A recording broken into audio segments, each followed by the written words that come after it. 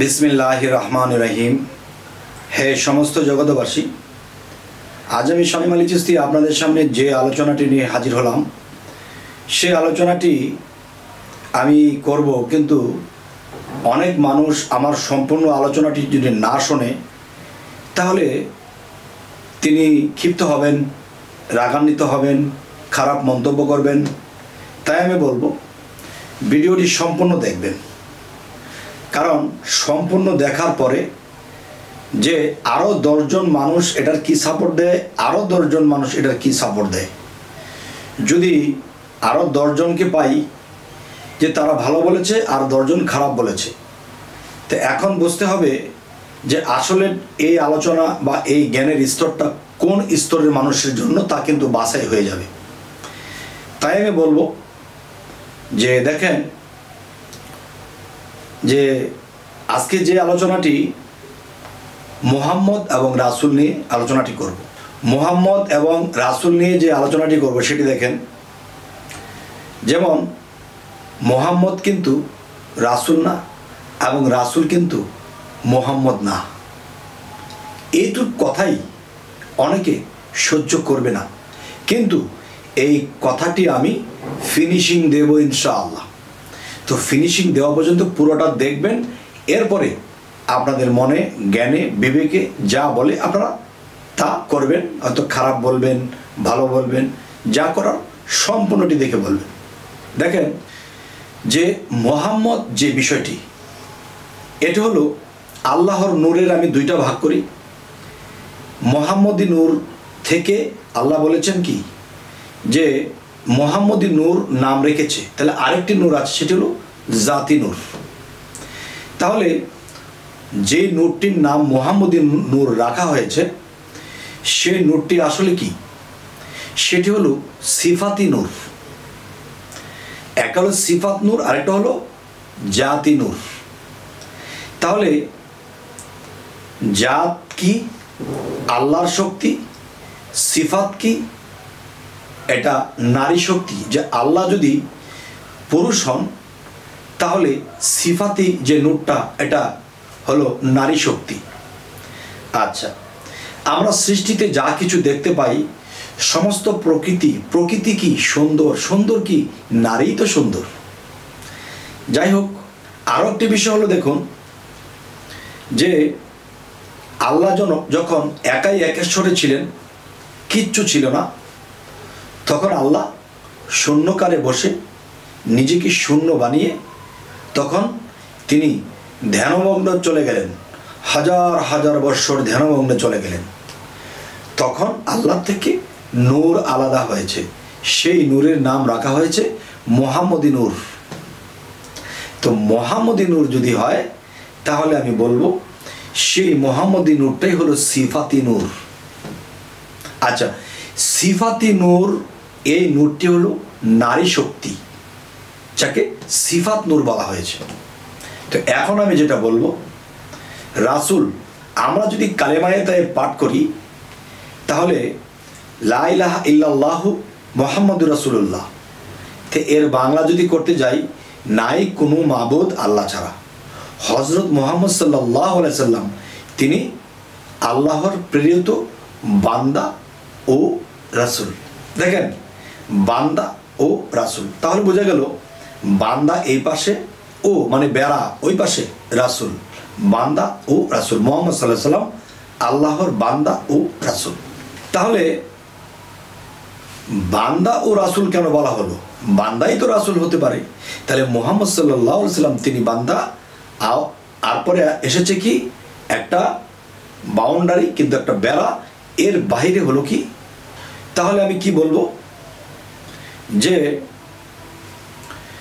রাসূল যিনি নয় গো, তিনি আব্দুল্লাহর তো নয়। মুহাম্মদ যিনি, তিনি কিন্তু আব্দুল্লাহর ঘরে জন্ম নিয়েছেন। আর রাসূল যিনি, তিনি কিন্তু বাবা জন্ম নেননি। তাহলে তিনি আসলো কোত্থেকে? দেখেন, মুহাম্মদ সাল্লাল্লাহু আলাইহি সাল্লাম তার যখন 24 থেকে 25 বছর বয়স হয়েছে, তখন কিন্তু আল্লাহর ইশারায় তিনি হেরা পর্বতের গুহায় ঢুকেছে। সেখানে তিনি নবুয়ত লাভ করলেন এবং নবুয়ত লাভ করার পর তখন তার উপর কোরআন নাজিল হলো, নবুয়ত লাভ করলেন, সিনা পরিষ্কার হলো এর আগে। এরপর তিনি আবার সমাজে ফিরলেন। এরপরে আল্লাহ তাকে দাওয়াত করলেন। তখন তার বয়স কত? 52 বৎসর।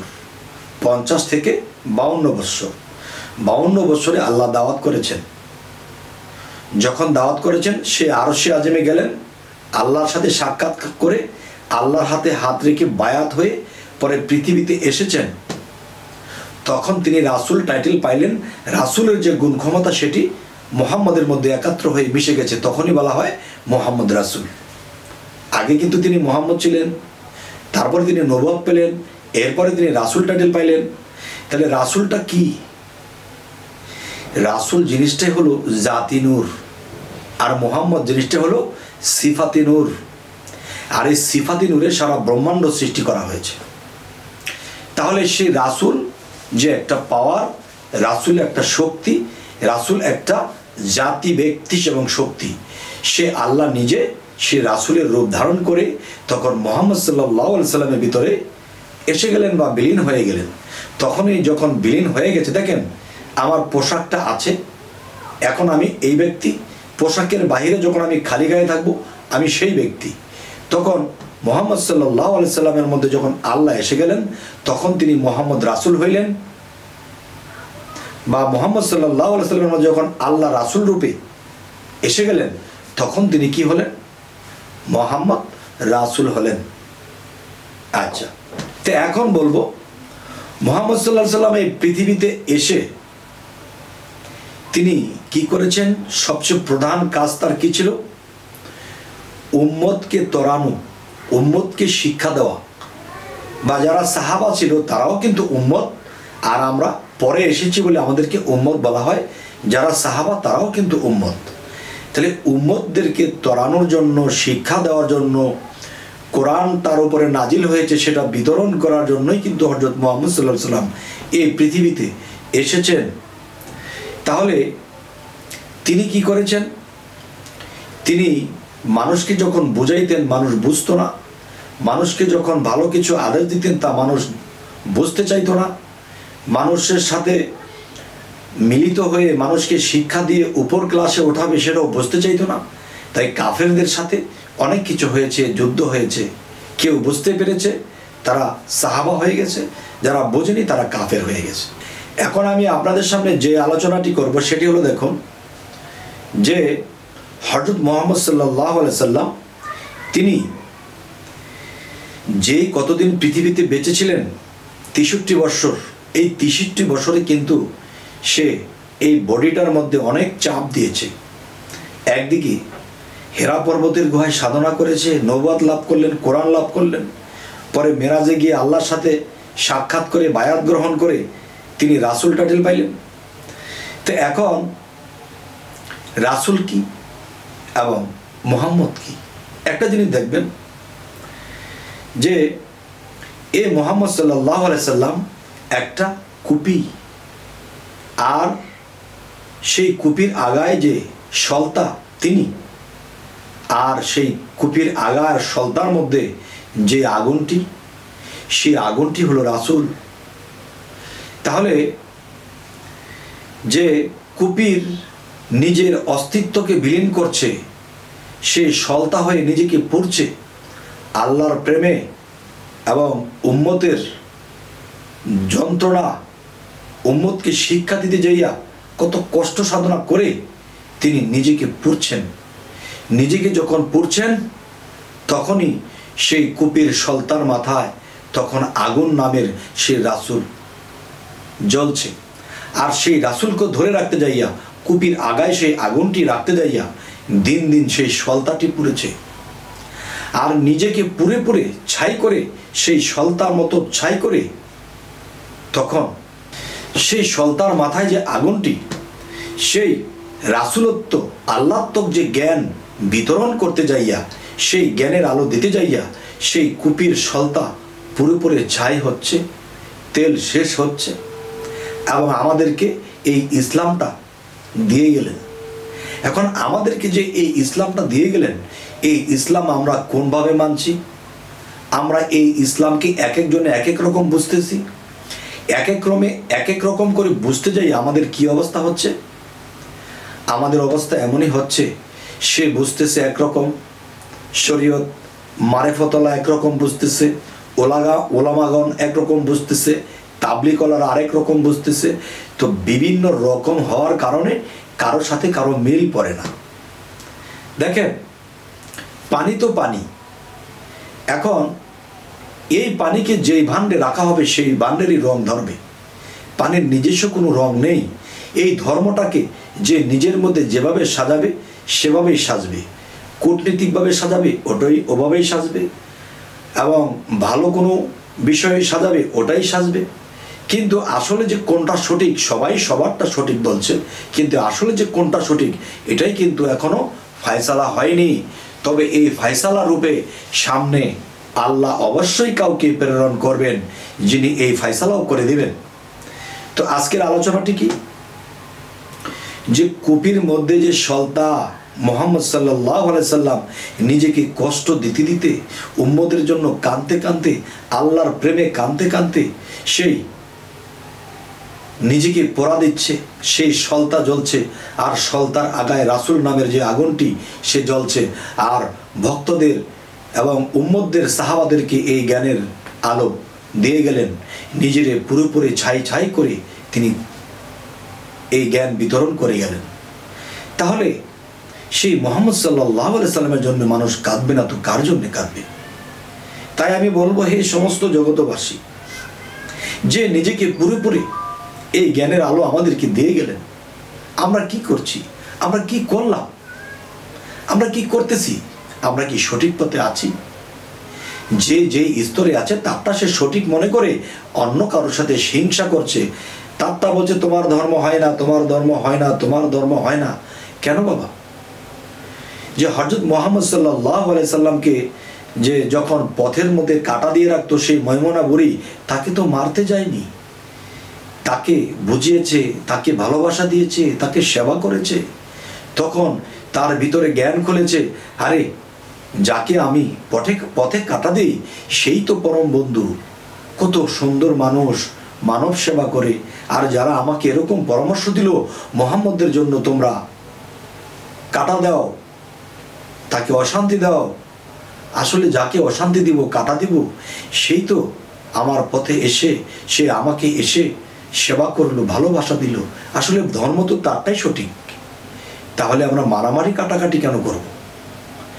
যাই হোক, এই সমস্ত জগতবাসী, আজকের আলোচনাটি কি, যে মুহাম্মদ বিষয়টা কি, তিনি জন্ম নিয়েছেন, রাসূল বিষয়টা কি, সেই রাসূল বিষয়টাই, সেই কুপির সলতায় আগুন রূপে সেই রাসূল, সেই রাসূলের জ্ঞান বিতরণ করতে এসে গেছেন।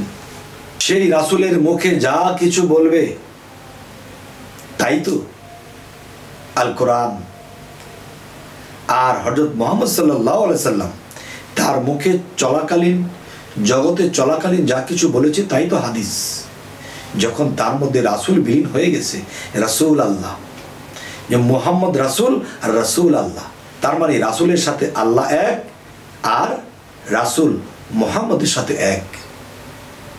আল্লাহ, নবী, আদম, এই তিনজনে মিলে একদম, আল্লাহ, আদম, নবী, এই তিনজনে মিলে এক ছবি। যাই হোক, হে সমস্ত জগতবাসী, আমি আজকের আলোচনায় কি বোঝাতে চাইলাম, যে একদল লোক বলতেছে যে রাসূল কিংবা মুহাম্মদ সাল্লাল্লাহু আলাইহি সাল্লাম তিনি মাটির তৈরি, তিনি নূরের তৈরি নয়। আরে এই বোকার দলে কোন দেশে মারামারি করেছে, মাথা ফাটাফাটি করেছে, যে আসলে সিফাতীয় নূর, জাতীয় নূর, একটা পুরুষ শক্তি, একটা নারী শক্তি, দুটোটাই নূর। তাহলে আজকের যে ফয়সালাটি হলো কি, যে রাসূল, সে রাসূল কি মারা গেছে? নাউজুবিল্লাহ। মুহাম্মদ সাল্লাল্লাহু আলাইহি সাল্লাম এই বডি ত্যাগ করেছেন এবং তিনি তার বডিটাকে মদিনা শরীফে রাখা হয়েছে, আর এই বডির মধ্যেই রাসূল বাস করতেন।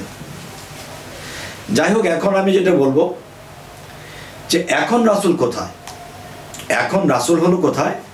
যে একজন কামেল মুর্শিদ, যে বলা হয়েছে তাওহীদের মুর্শিদ আমার মুহাম্মদের নাম। তো তাওহীদেরই মুর্শিদ আমার মুহাম্মদের নাম যদি হয়, তাহলে সেই মুহাম্মদ এখন কোথায়, সেই রাসূল এখন কোথায় একজন কামেল মুর্শিদের মধ্যে? কেননা তাওহীদেরই মুর্শিদ আমার যদি মুহাম্মদের নাম হয়, তাহলে সেই মুর্শিদ কোথায়? সেই মুর্শিদ সূরা কাহাফের 17 নম্বর আয়াতে আল্লাহ কি বলেছেন? যারা আমার মুর্শিদকে ধরলো না, বুঝলো না, মানলো না, তারা পথভ্রষ্ট।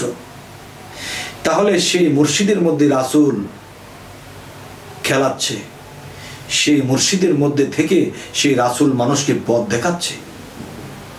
এখন এই জিনিসটা যদি আমরা না বুঝি, তাহলে সবসময় আমরা পীর ফকিরদেরকে খারাপ বলবো, ভালো চোখে দেখব না।